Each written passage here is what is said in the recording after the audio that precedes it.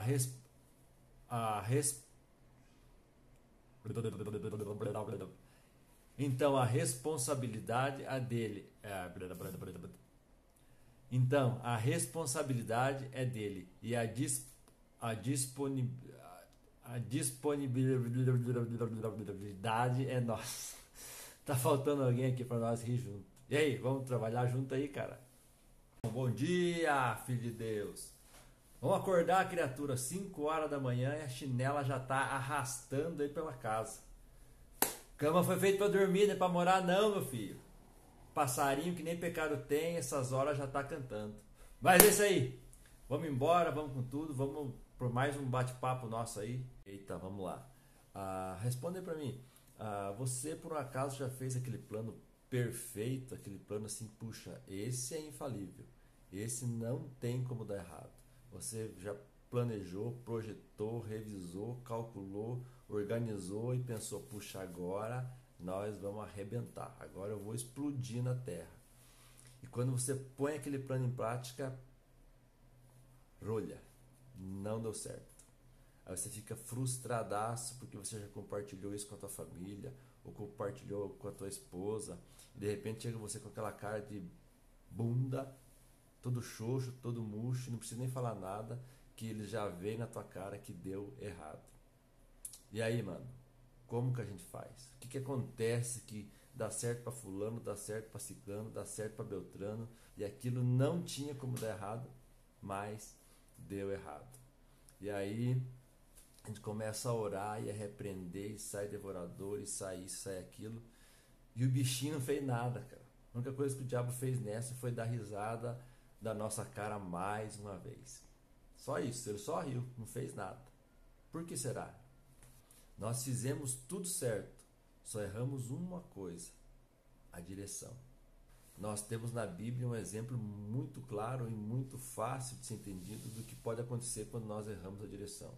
Nós temos lá o livro de Jonas, que fala sobre a história de Jonas, quando Deus fala para Jonas, Jonas, vai para Nínive, e ele fala, não, eu vou para Tarsis. Ele desobedece, ele vai totalmente contrário à direção daquilo que Deus falou para ele. A Bíblia fala que Jonas comprou uma passagem, ela já começou tendo um prejuízo, já começou tendo uma despesa. Ele comprou uma passagem e entrou no barco. E a Bíblia fala que aquele barco estava em alto mar, as ondas começaram a bater forte naquele barco, ele começou a se quebrar. Então, além de ele já ter uma despesa, além de ele já ter um prejuízo, ele começou a dar prejuízo para o dono do barco. E a Bíblia ainda fala que os tripulantes daquele barco, com medo de afundar, começaram a jogar as suas mercadorias, o seu produto, a sua carga na água. Ele trouxe desespero para aquelas pessoas.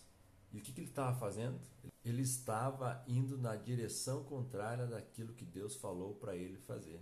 Ele estava indo não na contramão do sistema, ele estava indo na contramão de Deus. E aí, meu irmão, aí pode ser o plano perfeito, pode ser o plano infalível, pode ter a verba que tiver, pode ter o apoio que tiver, não vai dar certo. Você pode lutar contra tudo nesse mundo. Pode lutar contra a família, pode lutar contra a corrupção, pode lutar contra a sogra, pode fazer o que você quiser. Lutar contra quem você quiser, mas lutar contra Deus. Até hoje não se sabe na história, não se conhece ninguém na história que lutou contra Deus e venceu Deus. E nós muitas vezes damos com o burro na água porque nós fazemos tudo certo, nós só erramos a direção, nós vamos na mão contrária de Deus, nós vamos contra aquilo que Deus tem preparado para nós. E aí não vai dar certo, não tem como dar certo a gente ir contra aquilo que Deus preparou para nós. Só que também não tem como dar errado quando nós vamos em direção daquilo que Deus estabeleceu, que é aquilo que Deus preparou para nós. Lá no livro de Jonas, capítulo 1, versículo 12, fala assim: Tomai-me, lançai-me ao mar, e o mar se aquietará, porque sei que por minha causa vos sobreveio esta grande tempestade.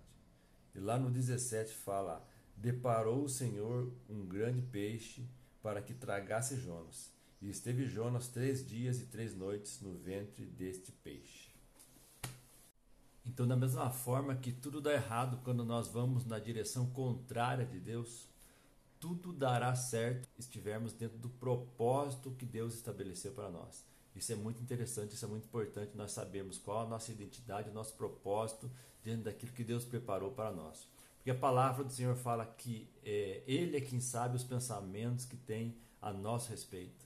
Os planos dele são perfeitos e agradáveis para nós. Então nós precisamos entender e saber quais são esses planos, quais são esses propósitos. Que daí, por mais que seja difícil a situação, lançado ao mar, no meio da tempestade, na barriga de um grande peixe. Então ali, com certeza, ele passou na cabeça dele, agora acabou, agora é o fim, agora não tem mais o que fazer. E é muito que provável que na tua cabeça também passe esse tipo de pensamento. Na situação profunda que você está, no meio dessa tempestade que está nos rodeando devido a essa situação de pandemia, de gripe, de medo, aonde você estiver, do jeito que você estiver, do modo que você estiver, não importa o tamanho, quão complicada seja a situação.